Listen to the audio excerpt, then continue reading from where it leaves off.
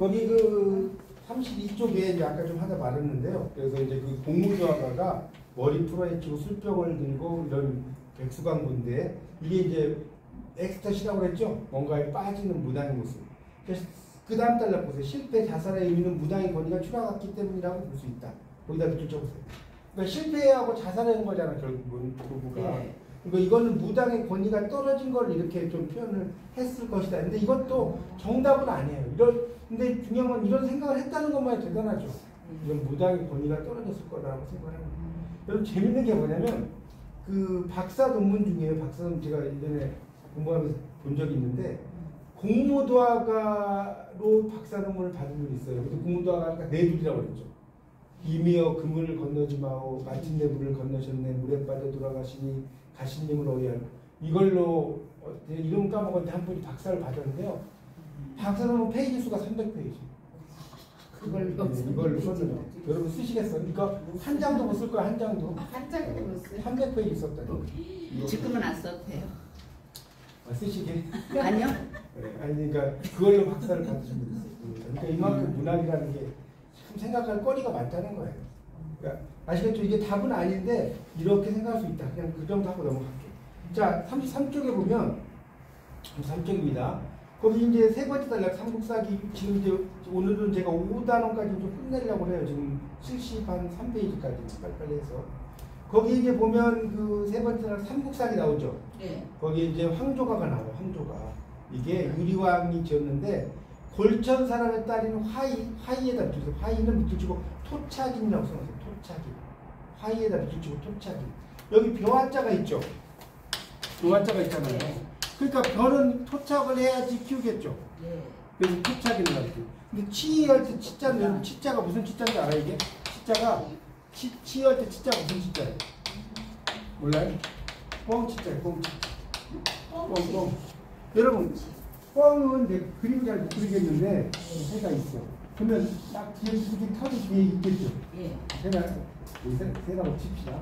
뻥이 이런 막 있잖아요. 예. 이 모양은 화살과 같다는 거예요. 그래서 이 화살 칩자를 쓰는 거예요. 화살치. 뻥 칩자. 그럼 뻥이니까 얘는 돌아다녀. 그래서 뻥은 무슨 의미? 자, 그러니까 자 이게 뭔 소리냐면. 자, 잘 보세요. 유리왕에게 자, 33페이지의 세 번째 단락 보고 있어요. 삼국사기 33페이지. 찾았어요? 네. 이런 거는 제가 지금 말씀드린 건 방송에 안 나오는 이야기를 제가 해드리는 거예요. 네.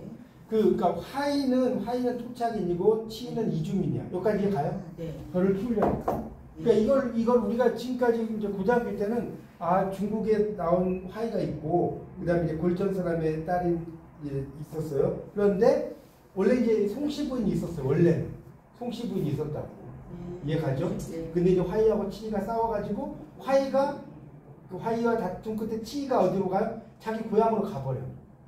고향으로 가니까 유리왕이 이제 막 사냥을 끝마치고 오다가 없어진 거야. 그러니까 쫓아갔는데 벌써 없어.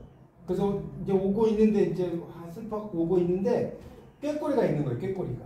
그래서 여러분 많이 들어봤죠. 펄펄 나는 적개꼬리 암수설은 정답구나. 예. 외로워라 이내 몸은 니와 함께 돌아갈 편편왕조 자웅상이 여마지독 수기여 여기 나오잖아요. 처음 들어봐요? 이거 고등학교 때 나온 건데. 들어갔어요. 편편왕조 펄펄 나는 적개꼬리 네. 자웅상이 암컷과 수컷이 서로 의지하고 있구나. 네. 여마지도 나의 외로움을 생각하니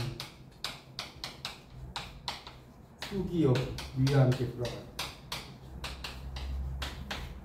이게 그 노래예요. 밤새랑 자웅상이 여마지도 수기여인데 황조가 잘 쓰세요. 그래서 이게 이제 그리움이잖아요. 그러니까 우리가 여러분 이것도 이제 공부의 깊이의 차이를 말씀드릴게요. 그러면 여러분에게 제가 질문을 던지겠습니다. 유리왕에게 그리움의 대상은 자 누굴까요? 화이예요, 치예요, 치예요? 치. 자, 이게 이제 얕은 지식의 공부예요. 얕은 치라고 하는 거. 그러니까 결국은 유리왕에게 누가 돌아가는 거죠? 본부인이 송씨 부인이 죽었잖아요. 예. 송씨 부인이 죽고 하이하고 치가 나온 거죠. 예. 만년까지 이해 가요? 예. 자, 그러니까 정말 이 부강지체가 죽으니까 이런 일이 벌어지는구나. 그래서 유리왕의 그림의 대상은 송씨 부인. 인정해요? 송씨 부인. 이게 시험에 이게 진짜로 나왔어요. 박태상 교수님 수업할 때 유리왕의 그리움의 대상은 누구인가? 1. 송씨 부인, 2. 남씨 부인, 3. 하씨, 하이, 4. 치. 뭐 대부분 치라고 답을 하는 거. 진짜 이거 진짜 나왔던 문제라니까. 알겠어요, 진짜? 아니 본부인이 중요하지, 그렇지 않나요? 자, 그래서 결국은 이제 그런 시를 지었다는 거예요. 꾀꼬리를 보고. 자, 그래서 최초의 서정시다라고도 이야기를 하고도 있습니다. 여기까지 어렵지 않죠? 밑에 넘어가겠습니다. 그래서 이제 다른 거는 건너뛰고 밑에서 마지막 단락을 볼게요. 마지막 단락. 부지가뿐만 아니라 공무자와 항도가에서 부른 사람의 심정을 절실하게 나타나기 시작했고, 이를 계기로 세계를 이제 배운 거 기억나죠? 자, 세계 좌우한다는 거 대표적인 게 뭐라고 써요? 서정주의 저번 시간에 국화였어요. 국화를 보고 누굴 생각해? 누님을 생각한다고 그랬죠? 국화는 세계고 누님이 뭐예요? 자화라는 거예요. 세계를 보고 국화라는 세계를 보고 누님을 생각했습니다. 그런 길로 서정시로 이제 돌아왔고, 서정시의 시대인 중세를 준비했다. 그러니까 이제 중세로 가면 본격적으로 서정시가 등장했다. 이런 정도로 이해하시면 되겠습니다. 여기까지 알겠습니까? 자, 넘어가서 34초. 그래서 이제 중세 정기문학 제1기 삼국 남북시대 제가 계속 말씀드립니다. 이거 시험에 진짜 한 3문제는 나와요. 3문제는 최소한. 그러니까 여러분이 중세 정기문학 제1기 삼국 남북시대 뭐 정말 안 외워지면 손에라도 써가지고 가시면 한 3문제는 맞아요. 근데 들키면 제가 또 이야기했다고 하지 말아요. 진짜로 중요합니다. 알아서. 그래서 이 중세문학 제1기가 삼국 남북국 시대인데, 자 이제 보겠습니다. 여기서 이제 중요한 것만 빨리빨리 해서 오늘 계속 5장까지 좀 끝내려고 그래요. 한번 해보죠. 그래서 포인트만 좀 빨리빨리 잡으면서 갈게요. 자, 이 시기는 이제 한문학이 등장했다는 거예요. 삼국 시대, 남북국 시대니까. 여기까지 알겠죠? 그러니까 이때는 이런 걸 이제 우리가 통일 신라 시대로 이야기 좀 해요. 통일 신라 시대라고 우리가 그냥 옛날에 국사 때에 이게 남북국 시대. 이제 같은 말이에요. 왜 그러냐면 여기 이제 부여 위에 발에 부여가 발에 뭐 이런 게 있었고, 이쪽에 이제 가야도 있었죠. 고구려 신라 백제도 있고, 이해 가요? 이쪽이 남북이고 이쪽이 발에 위쪽으로 북극이라는. 그래서 남북국 시대가. 왜 이게 남북국 시대가 여러분 고등학교 때 공부하실 때는 남북국 시대란 말은 없었어요. 그렇죠? 그냥 통일 신라 시대라고 하지 않았어요? 이것도 기억이 안 나요. 기억을 너무 못하시네. 창문 너머 어렴풋이 옛 생각이 많이 드는데. 자, 발에 그렇게 입다고 쳐요. 그렇다고 쳐요. 자, 그래서 이제 이 공동 문어문학이었다 이런 이야기예요. 그래서 이 고구려 백제 좀 읽어볼게요. 고구려 백제 신라는 건과 군사 귀족이 나라를 만들어가지고 율령을 반포한다는 말 있죠. 34쪽의 첫 번째 단락의 마지막 율령이 뭐냐면 법이에요. 법. 그러니까 우리가 재판 이렇게 하는 사람들 율서란 말 들어봤어요? 안 들어봤어요? 율서라고 해요. 율서. 법률자 써가지고 많이 나오는 말인데. 이런 변호사라든가 검사라든가 판사 이런 사람 율서라고 한다니까요. 법을 다루는 사람. 안 들어보셨으면 알아주세요. 그래서 율령을 반포 불교에 수용했다. 그런 이야기 써놓은 거고요. 그 이야기 제가 좀 했는지 모르겠는데, 그러니까 그 이야기는 나중에 할게요. 그거는 한가에 가서 이야기할게요. 하이라이트하니까. 자, 그래서 제가 건너뛸게요. 36쪽. 필요한 거 빨리 할게요. 36쪽에 보면 넷째 줄. 고대는, 자 거기 밑줄 치세요. 36쪽이 넷째 줄. 고대는 우리말 문학의 시대고, 중세는 한문학과 우리문학이 공존한 시대. 고대는 우리말 문학의 시대, 중세는 한문학과 우리말 문학이 공존한 시대. 그 다음에 한문이 공동문화로 한문학이 상층의 공식적 문학으로 등장한 게 뭐다? 중세다. 여기까지 어려운 거 없죠? 중세는 한시가 많았단 말이에요. 한문학이 중시했고 중세는 당연히 이제 한문학과 우리말 문학이 공존했다. 근데 이거는 뭔 소리냐면 이 중세라는 거는 이제 우리말 문학이라고 하는 것이고 그 당시 우리말은 있었겠죠. 단지 우리말을 표기하는 게 없었을 거 아니에요. 여기까지 이해가요? 맞잖아요. 그 우리말을 표기한 게 없었다니까. 우리말은 따로 있었어요. 맞잖아요. 그러니까 이 향가도 우리말을 그냥 한자를 빌어서 쓴 거 아니에요? 여기까지 알겠어요? 우리말이 있었는데 표기를 못하니까 그걸 한자로 쓴 거 아닙니까? 그런 이야기가. 그래서 그런 이야기가 나온 거고 이제 문학 탐장 이거는 건너뛸게요. 자, 그 다음에 37쪽. 여기서는 중요한 거 몇 개만 보세요. 37쪽에 그 두 번째 단락에 공동 문어란 말이 있죠. 첫째 줄 보세요. 네. 이 공동 문어가 뭐냐? 요게 이제 한문이야, 한문. 공동으로 쓰는 문어. 공동으로 쓰는 문어. 문장 쓰는 한문을 합니다. 공동. 그래서 이제 그런 한문을 언제 썼다? 중세에 많이 썼다. 자, 그러면서 이제 공동 문어로 쓴 게 쭉 내려가 보면 거기 그 두 번째 단락에 10줄 내려가면 한문이면서 우리말로 순에 따라 쓴 글도 있다. 이런 말 있어요? 37쪽의 두 번째 단락 공동 문어에서 10줄쯤 내려와 봐요. 내려오면 한문이면서 우리말 어순에 따라 쓴 글도 있다. 대표적인 것이 612년에 임신서기석이다 이런 말 있지 않나요? 예. 그걸 보는 거예요. 여러분 한문이면서 우리말 어순에 따라 쓴 글 이걸 뭐라고 하는지 아세요? 두 글자로?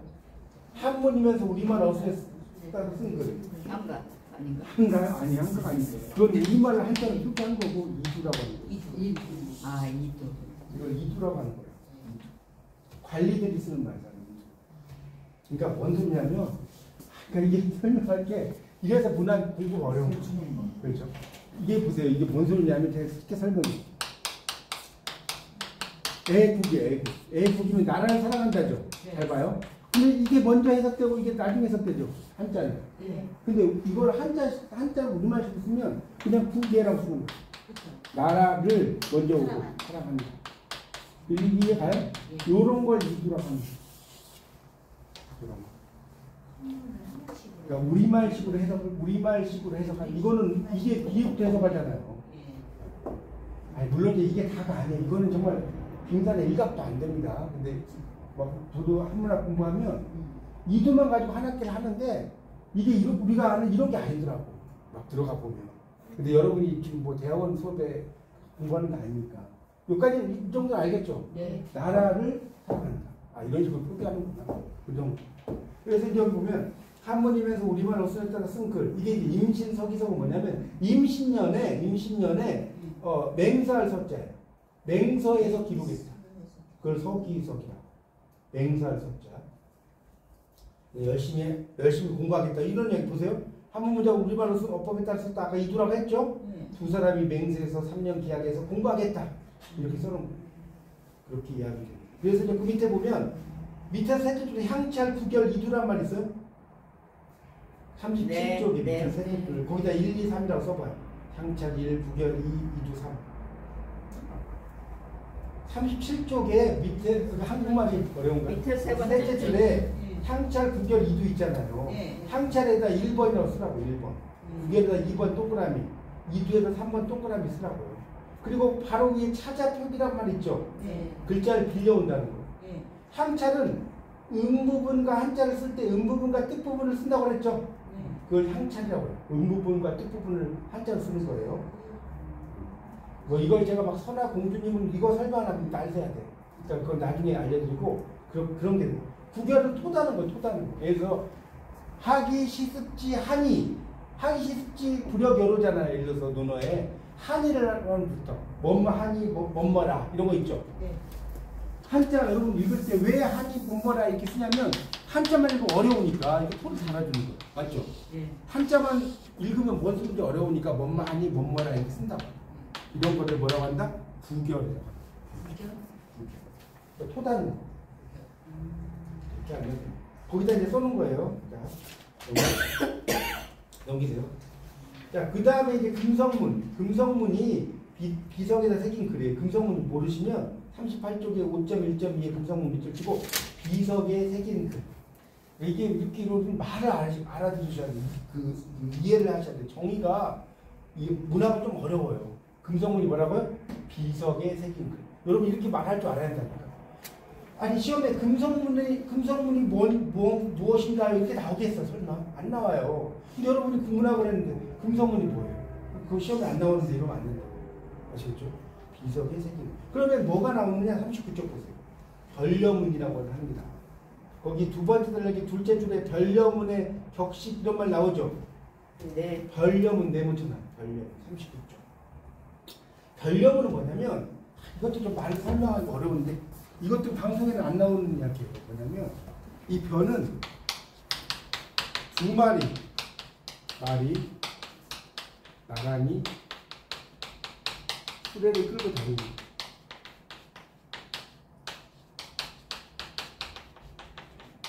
뭔 소리냐면 말이 있으면 두 마리가 이 두 마리 말이 있을 거 아니에요. 그러니까 요 말이 있고 요 이 두 마리의 말이 있잖아요. 그 두 마리 말이 나란히야. 두 마리 가요? 네. 그러니까 두 마리 말이 나란히가 몇 마리야? 네 마리 말이야? 맞죠? 근데 여기서 이 두 마리의 말을 이 말을 뭡니까? 이게 끄는 사람이 있겠죠. 이 두 사람이 있겠죠. 여기까지 가요? 마부가 있을 거 아니에요. 그러니까 두 마리의 말이 네 개고 말을 끄는 사람이 두 명이야. 그러면 요 앞에까지만이면 네 글자죠. 사니까. 맞아요? 근데 이거 뒤에 있는 사람까지 합하면 1, 2, 3, 4, 5, 6이죠. 그래서 이걸 4, 6. 그러니까 번역은 뭐냐면 한식을 쓰는데 네 글자가 나왔다가 그 다음 네 글자가 나왔다가 그 다음에 6글자가 나와. 이걸 뭐라고 하나? 4, 6. 근데 4, 6은 써도 되고 안 써도 돼? 번역문. 이거 설명하기 진짜. 변경문이 그런 거예요. 그럼 그런 거 안 그런 거 한번 볼까요? 변경문이 그런 거 안 그런 거? 여기까지 이해 가요? 자, 거기 밑에 한자 나오는 거 보이죠? 그 밑에 있잖아요. 그 네. 변경문에서 이게 지금 강개토대하는 게 나오는 건데 이게 이제 일제의회에서 훼손이 많이 됐어요. 네모 친 거는 글자를 모르겠다는 거예요. 네모. 훼손된 거예요. 일부러 이렇게 네모 친 게 아니고. 그러면 하여튼 이 네모도 글자가 있는 거죠. 세번에 몇 글자예요? 그 다음에 6글자죠. 넷이죠. 이런 거를 사륙 변형이라 하는 거예요. 이런 거. 뭐라고 한다? 사륙 변형. 그 밑에 이제 뜻은 쭉 읽어보시면 돼요. 여기서는 뭐 여러분 한자를 여기서 공부하는 시간은 아니기 때문에 이런 게 사륙으로 돼 있다 이것만 알면 돼요. 거기까지 알려면 머리 지나는 거예요. 이 정도는 알겠죠? 자, 그 다음 이런 식의 한식. 이런 식으로 공부하는 거예요. 40쪽. 40쪽. 이제 보면 그 여수장 우중문시라고 하는 게 있어요. 거기 40쪽의 넷째 쪽에. 을지문덕 여수장 우중문시. 있나요? 이건 좀 제가 한자는 안 쓰고 그냥 우리말로 쓸게요. 여수장 우중문시. 여수장 우중문시는 뭔 뜻이냐면 수나라 장수 우중문에게 보내는 시. 그걸 여수장 우중문시. 뭐라고요? 수나라 장수. 자, 우중문에게 보내는 시. 여러분 일침자 살수대첩 한번 들어봤죠? 살수대첩. 신책 부천문. 신책 부천문. 묘산 군지. 전승. 전쟁에 들려서 공기고. 공은 이미 높으니 지족 원은지. 여기 한자로 써야 되는데 시간이 너무. 자, 이게 뭔 소리냐면 앞에는 올렸다가 뒤에를 까는 이야기. 뭐냐면 봐요. 여수장 우중문시 일침덕이 썼다고 그랬죠. 그대의 신기한 책략은 천문을 다 통달했고 천문 알죠? 천문을 다 통달했어. 그대의 묘한 계산법은 땅의 이치를 다 통달했어. 자, 칭찬했어 안 했어요? 칭찬했죠. 자, 칭찬했죠. 근데 여기서 칭찬 안 해요. 전쟁에서 이겨서 그대의 공은 입이 높으니. 그러니까 네가 이런 전쟁 저런 전쟁에서 많이 이겼다 이거야. 네 공은 이미 높다는 거. 네 공. 그것까지 알겠죠? 이미 높으니까 만족함을 알고 원건데 돌아가. 만족함을 알고 해. 원은 이 그칠 기자거든요. 그러니까 운지라는 게 한자 쓰면 말한 운자의 그칠 기자. 원건데 원지. 한자는 그냥 안 쓰려고 그러는데. 원건데 치고 돌아가라고. 그다음 네가 있는 데로 돌아가라. 다친다. 너 다쳐. 대단하지 않습니까? 옛날 사람들 정말 이렇게 썼다니까. 이게 신체 구천문, 묘산 공지기, 전술 공기고, 지족 원인지. 누가 썼어요? 을지문. 그래서 할 수 있게 미긴 거예요. 그러니까 옛날 사람들이 이게 그냥 어떻게 하냐면 토항소 경문, 최초원이 막 황소에게 쓴 내용이야. 토항소 경문이 있거든요. 그걸 보고 황소가 동물 황소 말고 사람 황소예요. 황소가 무릎을 이렇게 꿇어버렸다는 거예요. 너무나 놀라가지고. 그 정도로 이렇게 글들이 잘 써요. 자, 알겠죠? 뭐 그래서 살수지 이겼다 이런 얘기고, 그 밑에 이제 뭐 그 근체시, 고체시 이런 거는 뭐 넘어가고, 그러니까 이 40페이지에 세 번째 단락의 다섯째 줄에 중국에서 고체시가 생겨나지 않은 시기에 뭐 이런 말 나오죠.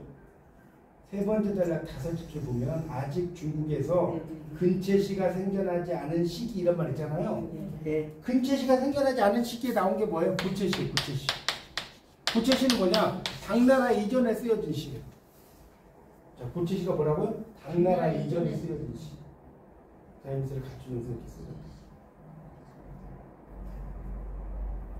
그게 이제 5월시라는. 그러니까 여기 지금 그 신체 구천문 이런 거는 당나라 시기보다 이전일 거 아니에요.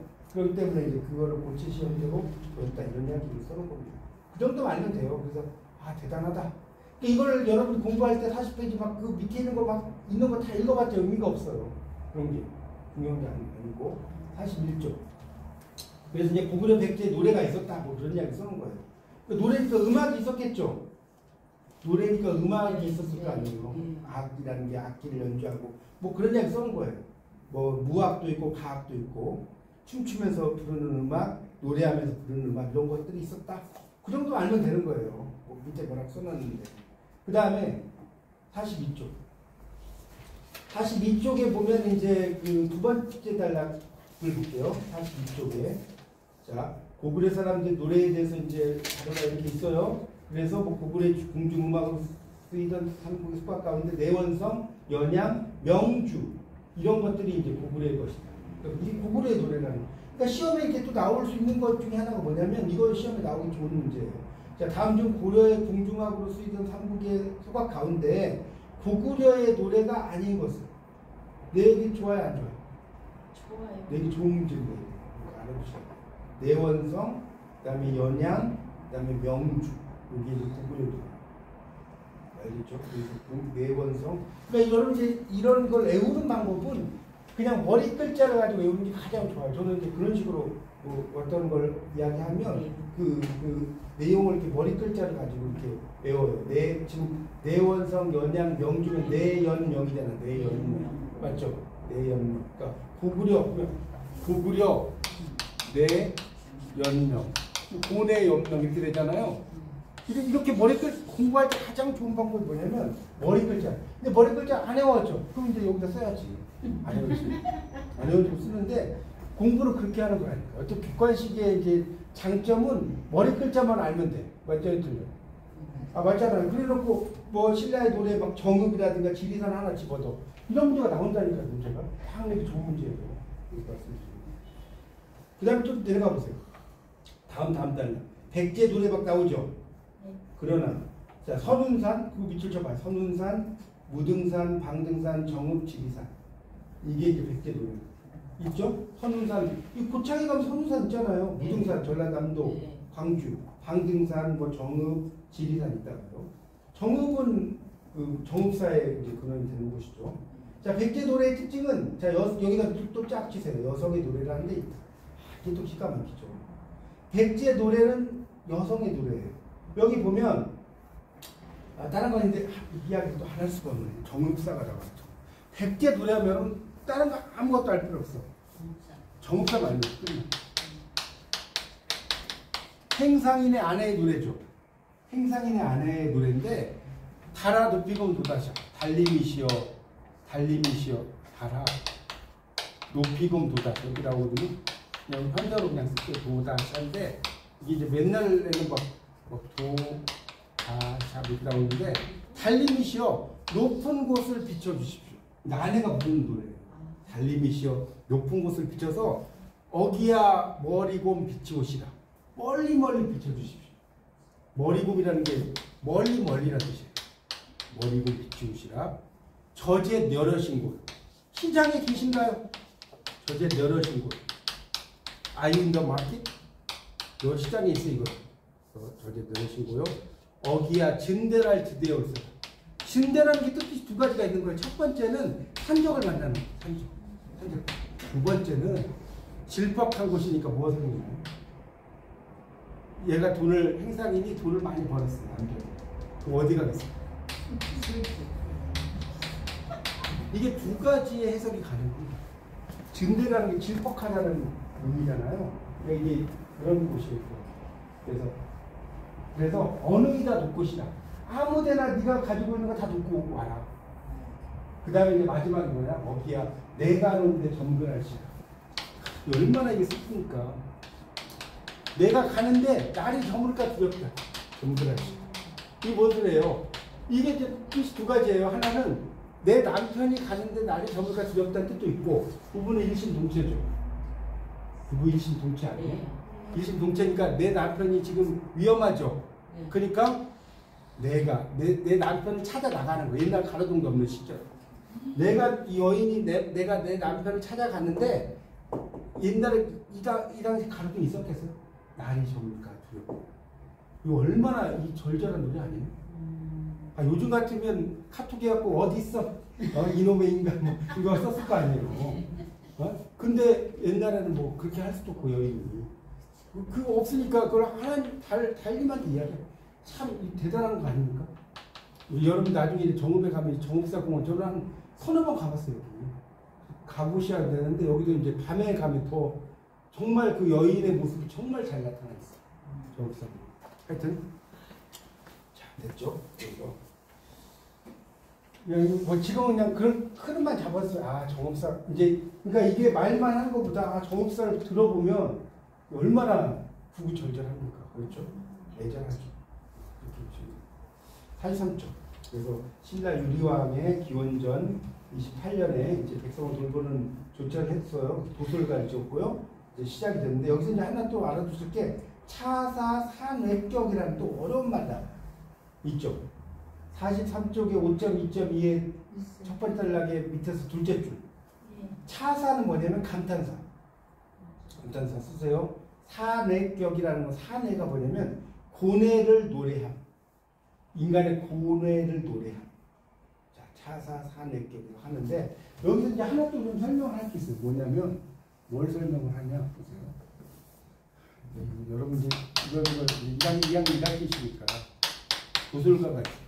도솔가는 작가가 두 사람이 있어요. 한 사람은 유리왕이 있고 또 한 사람은 월명사가 있어요. 자, 유리왕이 지은 도솔가는 부전이 부전이 뭔지 알겠죠? 부전 전해지지 않는다. 이름만 있어요.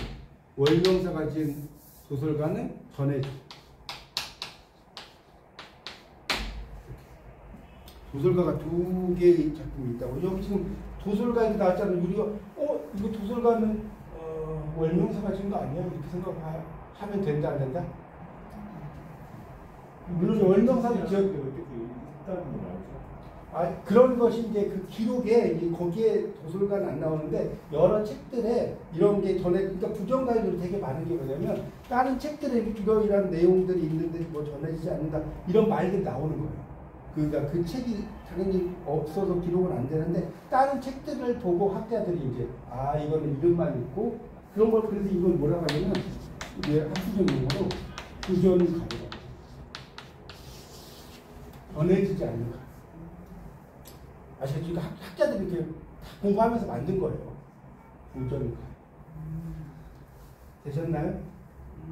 유리한 거 어쩌고 나와요. 그러니까 이걸 공부할 때 이게 다 보는 게 아니라니까. 이건 박사들도 이것까지 못 봐요. 몰라요. 그러니까 이런 책을 여러분 이제 공부하실 때 이제 쓰신 분들은 책을 그냥 요약을 한 거지 자기가 자기 말로만 쓰신 게 아니야. 뭔 말 이해갑니까?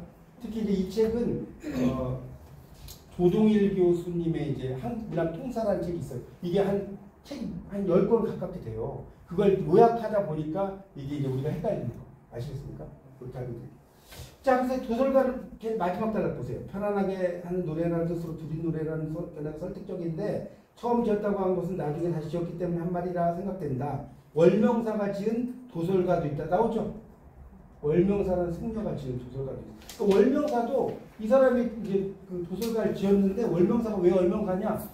이 사람이 가면 달이 막 쫓아다닌다는 거야. 월명. 그래서 막 이 사람이 요즘 말로 그거예요. 동굴로 들어가. 동굴 속으로 달이 쫓아와. 그래서 이 월명사. 이름이 되게 신화적이죠. 그렇게 안 되죠. 보세요. 44쪽에 그 두 번째 단락으로 갈게요. 이 삼국사의 도솔과 이어 해소곡이 있는데요. 해소곡의 해소라는 말의 뜻이 뭐냐? 44쪽의 두 번째 단락 첫째 줄. 슬프다라는 뜻이죠. 슬프다. 해소곡의 해소에 대한 쫓아봐요. 슬프다. 그러니까 이게 뭐냐면 이 유리왕 때 여기 여자들이 이제 두 패를 이루어서 왕녀 둘이 이제 우두머리가 돼서 여기 뭐 길쌈 알죠? 길쌈 경쟁을 했는데 진 쪽에서 해소라는 노래를 불렀다는 거예요. 그러니까 우리말은 슬프다 이런 노래예요. 그게 해소곡이에요. 왜 여기도 나오죠? 있는데 회화에 있는데 이름만 전하고 있다고 이런 말 나오죠. 그러니까 이게 옛날에는 일본이 참 역사를 공부하면 좀 그런 게 뭐냐면 다 불질러 버려요. 이해가십니까? 향가도 우리 많이 되어봐야 몇 개 됩니까? 한 30, 40개 뭐 이 정도밖에 안 돼요. 그렇죠? 향가도 다 해봤자. 근데 향가가 그렇게만 있었겠습니까? 엄청나지. 정말 이해가요? 우리 중국에는 몇천 편이 있고. 그러니까 그런 게 참 안타까운 거예요. 자, 그 다음에 그 밑에는 좀 건너뛸게요. 건너뛰고 신라는 그 밑에 볼게요. 44쪽에 밑에서 두 번째 국력이 커져요. 그래서 이제 진흥왕, 6세기 진흥왕이 여러분 진흥왕이 신라시대에 그 뭡니까? 영토를 넓히는 왕이잖아요. 4세기는 근초구왕, 5세기는 장수왕 맞나요? 6세기 진흥왕. 이 4세기에 백제의 근초구왕이 영토를 확장합니다. 그 다음에 5세기는 누구라고요?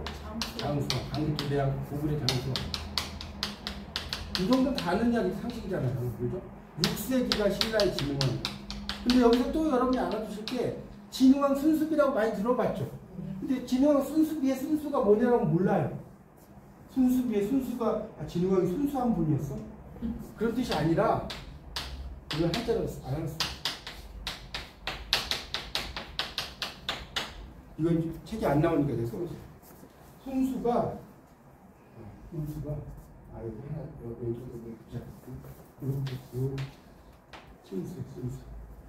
순수가 뭐냐면 요즘 말로 하면 두루두루 살핀다. 그 순수. 그 순수가 여러분 헷갈리면 경찰들이 뭘 돌죠? 순찰 돌아요? 이 순찰이 순찰. 요즘 여러분 이해하는 말로 하면 순수가 뭔지 모르겠습니다. 순찰. 진흥왕이 순찰했다는 거예요. 왜? 진흥왕이 막 영토를 넓혔죠. 왕이 영토를 넓히면 기분 좋아 안 좋아? 좋죠. 산을 막 순찰하는 거예요. 지금 옛날에 왕들이 뭐 안 걸어 다니잖아요. 가만 타고 다니지. 맞죠? 이렇게 다니면서 여기가 내 땅이야. 뭐 이런 식으로. 이게 진흥왕 순수입니다. 보세요. 이거 공부할 게 이렇게 많아요. 공부라는 게 그래. 안 하면 할 게 없어. 하려고 하면 끝도 없어. 그게 공부예요. 안 하려면 뭐 할 게 뭐 있습니까? 그냥 밥 먹었어? 밥 먹었어? 커피나 마시고 놀자. 그래서 이렇게 하면 돼. 근데 이제 공부를 하려고 하면 복잡하지. 죽을 때까지. 네. 하여튼 자, 그 정도 알겠죠? 그래서 순수비를 했다. 그 말은. 자, 오른쪽. 그러니까 공부는 이런 식으로 하면 된다니까. 이걸 다 하는 게 아니라고요. 자, 45쪽. 다 하는 게 아니고 하는데도 이렇게 시간이 가.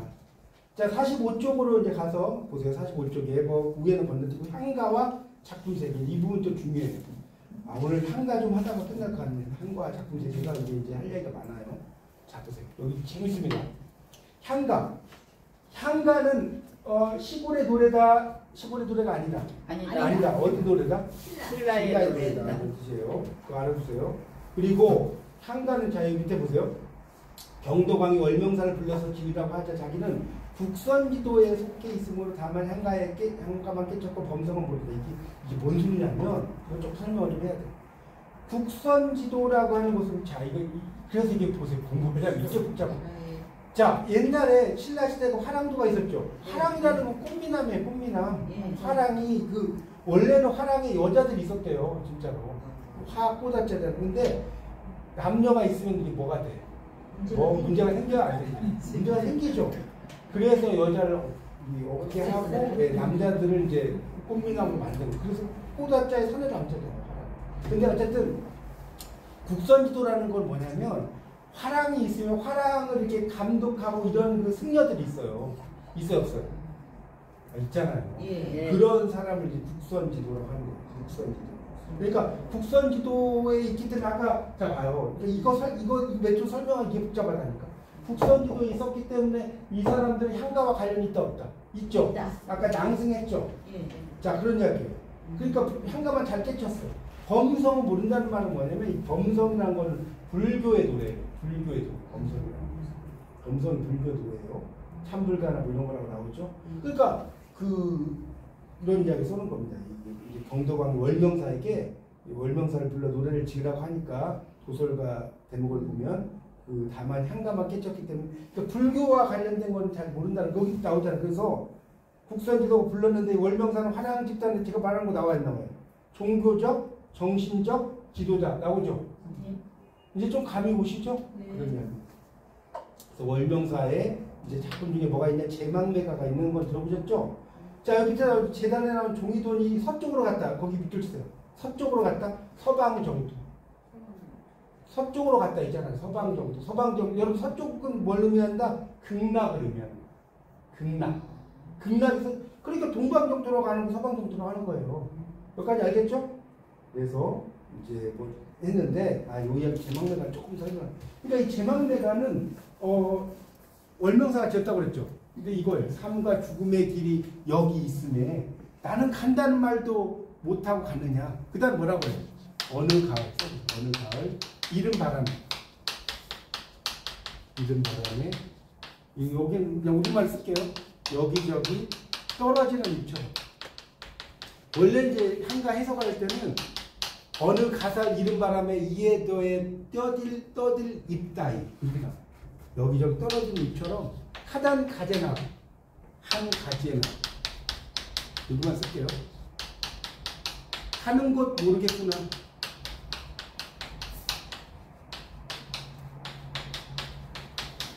여러분 이제 하여튼 강의를 하든 뭘 하려면 자 암기력이 좋아야 돼 나빠요. 이렇게 막 해야 돼요. 그래서 강의를 신기하게. 그러니까 어느 가을 이거 봐요. 이 지금 자기 누이가 죽었는데 죽었다는 말 썼어 안 썼어? 한 글자도 안 썼어. 근데도 애처로워요 안 애처로워? 어느 가을 이른 바람에 여기저기 떨어지는 잎처럼 한 가지 같은 부모에 나고 네가 가는 것을 모르겠구나. 미타천에 만나올래 도닦아 기다리고 극락에서 만날 나는 돌을 닦으면서 기다리겠다. 왜 저래요 안 해줘요? 그러니까 향가가 이제 삼국 유사의 연습을 내서 비례전의 11수에서 25수라고 보통 이야기해요. 향가 중에 잘 보세요. 향가 중에 베스트 한 작품을 뽑아라. 뭘까요? 베스트 제망매가. 월명사의 제망매. 이제 이거 보세요. 승려가 이런 걸 하면 원래대로는 돼야 안 돼요. 요즘은 이제 승려도 막 핸드폰도 하고 다 하지만 이 당시에 승려는 요즘 개념으로 보면 안 돼. 완전히 속세를 떠난 사람이죠. 요즘의 개념 아니라니까. 요즘은 막 집에도 오고 막 그래요 승려들도. 근데 옛날에는 떠난 사람이 속세. 근데 과연 이게 맞는 거냐? 그러니까 여기 설이 두 가지가 있는 거예요. 이 제망매가를 쓴 게 불교, 그러니까 스님이 써야 됐냐? 스님이라고 쓰면 어때? 아시겠어요? 그래서 이 문학이 재밌는 거예요. 답이 없어, 답이. 답이 있어요? 쓸 수도 있고 안 쓸 수도 있는 거지. 자, 그건 여러분의 상상에 맡길게요. 자, 넘기세요. 자, 46쪽. 그래서 이제 한가가 이제 막 있는데, 거기 다른 걸로 건너뛸게요. 세 번째 단락을 한가는 사내가. 자, 사내가 뜻이 뭐다? 아까 사내가 번뇌를 노래한다, 번뇌. 뇌가 뇌지만 우리 머리 여러분 우리가 번뇌가 있는 이유는 뭐가 있어서 번뇌가 있는 거예요? 생각이 많아서. 아니 생각이 많은데 뇌가 있으니까 번뇌가 있는 거예요. 문해야 우리가 문해. 뇌가 없어. 번뇌를 합니까? 뇌가 없으면 맞죠? 그래서 이게 참 재밌는 거예요. 삼국유사에는 경도광이 충담사 이것도 보세요. 충성스러운 노래예요. 충담사 참 기판한가 사내가 참 기판한가를 그 뜻이 높다. 자 이것도 조금 설명 안 할 수가 없는데 설명이 너무 참지 잡아요. 향가 중에 베스트는 제망매가라고 그랬죠. 네. 세컨드가 뭐냐? 참 기파랑. 참 기파랑가라는 거 뭐냐? 기파랑이라는 화랑의 인격을 찬양하는 노래. 참 기파랑. 그러니까 이걸 부른 사람은 이제 참 기파랑가를 한 사람이 이제 여기 나왔죠. 누구예요? 충담사. 충성스러운 이야기를 한 사람인데 여기 보면 이거예요. 열침에 나타난 달이 흰구름조차 떠가는 것 아니냐. 여러 저침에 나타난 달이 흰구름을 쫓아서 막 가는 거야. 흰구름 쫓아서 가. 그 다음에 뭐라고 하냐면 뭐 다른 건 건너뛰고 다 이야기할 수 없으니까 새파란 나리에 이렇게 나와요. 새파란 나리에 기랑의 모습이 비친다. 이 뭔 소리냐면 자, 이 낭도가 냇가에 가요. 이게 그러니까 이게 동성애 코드로 있는 거예요. 낭도가 냇가에 가서 이렇게 이제 그 뭐죠? 냇가에 가면 물이 있을 거 아니에요. 물을 딱 봐. 자기 얼굴이 안 보이고 누구의 얼굴이 보여? 이 기랑이라는 게 기파랑이다. 기파랑의 얼굴이 보인다는 거예요. 무슨 말이에요? 갑니까? 그러니까 이게 뭐라 그럴까? 그냥 존경을 하는 건지 동성애인지 막 이거에 대해서도 논란이 많아요. 무슨 말이에요? 가요? 하여튼 그렇다고 치고 그래서 마지막에 보면 아 나는 당신의 마음의 꽃을 존무하죠. 따라가고 싶구나. 요즘 말 쓸게. 따라가고 당신의 마음의 끝을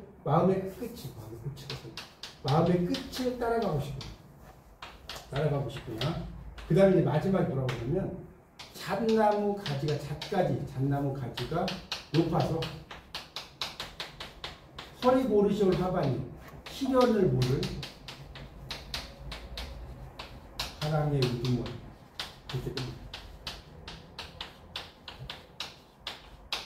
허리 모르시올 하바니 표현 기가 막히지 않습니까?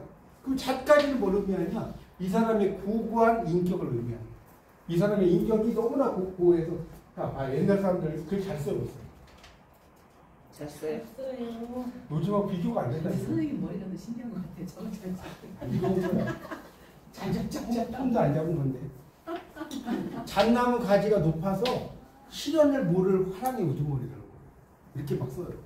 그러니까 이런 참기파랑가 같은 경우가 대단하죠. 한가 어때 재밌지 않나요? 네. 완전히 이런 이야기라니까 이거. 이런 이야기. 그래서 이제 그래서 제가 이야기를 왜 하냐면 이런 걸 좀 알아야지 여러분 이게 이해가 가요. 자, 다시 46쪽 다시 보세요. 46쪽을 보면 거기 이제 세 번째 날 향가는 사내가 나왔죠. 그 다음에 찬기파랑 사내가 이제 알겠죠? 네. 찬기파랑가가 사내가예요. 임적을 이야기한 거. 그 다음에 균여전에 사내가가 있어요. 근데 균여전은 균여대사가 쓴 그 11수인데 별로 그렇게 그 문학적인 깊이는 없어요. 그래서 균여전의 11수는 그렇게 높이 평가를 안 합니다. 아시겠죠? 11수 균여대사 혼자 쓴 거예요. 그 다음에 찬기파랑에 사내가라는 말을 붙인 것은 사내가의 특징을 보여주고 있다는 거고요. 사내가는 누구나 지을 수 있는 것은 아니다. 밑에 나오죠? 월명사와 같은 이런 사람들을 썼다는 거예요. 뭐 그런 얘기. 사는 아까 얘기했죠? 스승사자예요.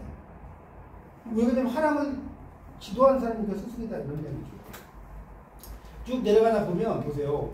88년에 진성여왕의 왕명을 45줄 위용과 대구화상의 역대 한가를 모아서 편찬해서 제기름을 3대 목이라고 했다는 말이 삼국사기에 전한다. 찾았어요? 네. 근데 이게 또 재밌는 게 뭐냐면 이것도 방송에 안 나오는 3대 목이 원래는 이게 3대 목이라고 써놨잖아요. 원래는 한 3,000수 정도가 있었대요. 원래는 행가가 신라 시대가 몇백 년, 1000년의 수도잖아요. 맞아요. 그러니까 있었는데 다 일본에서 다 불질러, 의도적으로 다 불질러 버린 거예요. 네. 그러니까 이게 또 없으니까 또 희귀성에 의해서 또 공부하기도 근데 여러분이 만약에 향가 3,000수 있었다고 해봐요. 국문학과 와서 공부하겠어요? 향가만 공부하다 10년 지나요. 자, 그 다음에 이제 향차를 만들었다는 거 넘어가고요. 자, 오른쪽. 오른쪽으로 이제 보세요. 그래서 이제 47쪽. 여기 헌화가 조금만 더 하고 좀 시작도 끝내도 되겠죠? 예. 50분 다 돼가는데, 헌화가 이 이야기를 조금 해야 돼요. 헌화. 47쪽, 그 이야기만 하고 마칠게요. 자, 5.3점이 헌화가는 꽃, 이 헌자가 바칠 헌자예요. 바칠 헌. 그래서 꽃자자인데, 성덕왕 시절에 순정궁이라는 사람이 부인, 수로 부인과 함께 강릉태수로 부임하는 도중에 이제 지었는데요. 자, 보세요. 이게 또 재밌어요. 자, 부인이 예뻤다, 안 예뻤다? 예뻤어. 그녀는 예뻤다죠. 그랬는데 철쭉꽃을 탐내는 거예요. 부인이 이제 이 남편 여기 지금 보면 순정궁이 있었잖아요. 함께 이 경포대에 있었어, 경포대. 여러분, 경포대에 가면 헌화정이 있어요. 제가 가봤어요, 실제로. 헌화정 있는데, 기가 막힌 데 있어. 자, 여기 있는데 부인이 잘 봐요. 이 위에 있는 철쭉꽃이 여기 벼락 위에 있는 벼락, 제가 이 그림을 잘못 그렸는데, 완전 이런 벼락 위에 철쭉꽃이 있어. 이해가요? 그래서, 나 저거 갖고 싶은데 그런 거예요. 저거 갖고 싶은데. 그러면 이 여인을 막, 추종하는 추종자 있다, 없다? 있다. 자, 근데 누가 나오느냐? 견우노옹이 나와요. 견우노옹이라고 뭐냐면, 암소를 끌고 다니는 늙은이. 암소를 끌고 다니는. 자, 여러분, 우리가 심우장 기억나요? 저희 문학기 때 갔잖아요. 심우장. 안 갔어요? 심우장, 이게 깨달음이라고 그랬죠? 예. 깨달음을 찾는 집. 그러니까 이 암소라는 건 깨달음이에요, 깨달음. 암소. 뭐 이제 깨달음일 수도 있고, 이것도 여러 가지 해석이 있을 수 있어. 자기 부인하고 가다가 이제 이형하고 눈에 흘려가지고 팽개쳐 치고 갈 수도 있는 것이. 그건 이제 문학적인 거니까. 어쨌든 암소를 끌고 다니는 늙은이가 그냥 아무런 등산 장비도 없이 올라가서 어떻게 해요? 꽃을 꺾어 가지고 내려와. 그래서 그 누구에게 수로부인에게 바치면서 하는 소리예요. 예쁘면 통하네. 네. 그 노래가 바로 이제 헌화가. 그러니까 저를 뭡니까? 부끄러워하지 않으면 제가 당신에게 꽃을 주겠다. 그런 이야기예요. 대단하죠. 그러니까 남편이 지금 분명히 꽃나 앞에 있는데 보고 있는데 이걸 지어서 줬다는 거예요. 네, 신기하죠. 자, 그러니까 그런 걸 염두에 두고 이걸 봐야 돼. 자, 요 이야기만 하고 끝낼 거예요. 자, 보세요. 47쪽. 번화가는 거기 그 단락 쭉 읽으면서 설명드릴게요. 꽃을 꺾어 바치는 노래다. 성덕왕 시절 순정궁이 수로부인과 강릉태수로 부임을 했는데 어디 있다 거기다 써서 경포대. 이 경포대 바닷가에 서 이제 그 절벽이 꽃을 바라본 거예요. 그래서 근데 이제 여기서 노인이 꽃을 꺾어 바치면서 부르는데 근데 여기서 또 이제 설이 뭐냐? 그러면 수로부인은 무당이었을 거다. 왜? 수로부인이 꽃이죠, 꽃. 무당이 여러분이 무당이 의식행위 할 때 꽃이 있어야 돼요, 없어야 돼요? 있어야 돼요. 네. 그래서 이렇게 이제 막 분석을 해 들어가는 거예요, 이제 이 고전이. 이 수로부인이 무당, 왜 아까 옛날에 왕이 무당이라고 그랬죠? 근데 무당이 지가 점점 내려갔다고 그랬죠? 그러니까 수로부인이 이거 다 제가 지어낸 이야기 전혀 아니에요. 제가 지어냈다고. 학자들의 이야기, 학자들이에요. 이 수로부인은 무당이었을 가능성이 크다. 그렇게 이야기해요. 어쨌든 노인이 꽃을 꺾고 바쳤고 부인이 바다 용에게 잡혀가. 이거 아까 제가 했잖아요. 그 해가에서 구호고 출수로 거부가 수로부인 내놔라. 남의 부녀자를 빼앗은 죄가 얼마나 크냐. 네가 내놓지 않으면 뭐라고 했어요? 금을 잡아가지고 잡아먹겠다. 기억나요? 네. 그 누구예요? 수로부인. 보세요. 수로부인. 예쁘면 다 통한다니까. 보세요. 뭐 갑자기 부인하고 갔을 수도 있잖아요. 저는 노인이니까 암컷 소니까 그렇죠? 가다가 그냥 맨발로 자기 죽을 거 각오하고 여러분 이렇게 할 수 있겠어요? 무슨 클라이머도 아니고 그냥 맨발 클라이머로 맨발로 막 63빌딩 올라가는 거 똑같은 건데. 자, 그래서 이제 보면 이제 해가를 불렀다는 거예요. 그래서 분간한 것을 이제 뭐 좀 물길. 여기 보세요.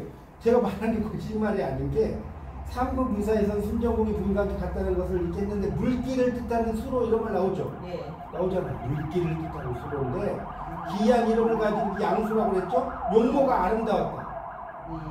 궁벽한 곳을 지날 때마다 귀신 따위에게 빼앗긴 바가 있다고 했다. 그 보세요. 제가 말한 것도 그대로 나오잖아요. 이 점은 나와 안 나와요. 수로 부인이 무당이 아닌가 하는 추측을 잘 보세요. 이거 제가 지어낸 이야기 아니죠? 나오잖아요.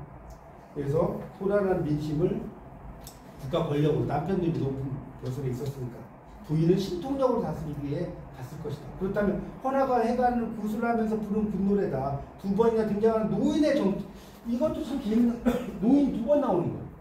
지금 헌화가에 나왔죠. 아까 해가에 나와서 안 나왔어요. 그 노인은 도대체 누구냐? 막 해석에 그래서 이제 헌화가를 그러니까 이게 용걸이라고 할 수 있는 왜냐하면 용이 잡아가는 이야기니까라고도 부를 수 있다는 거. 이 정도를 설명하겠습니다.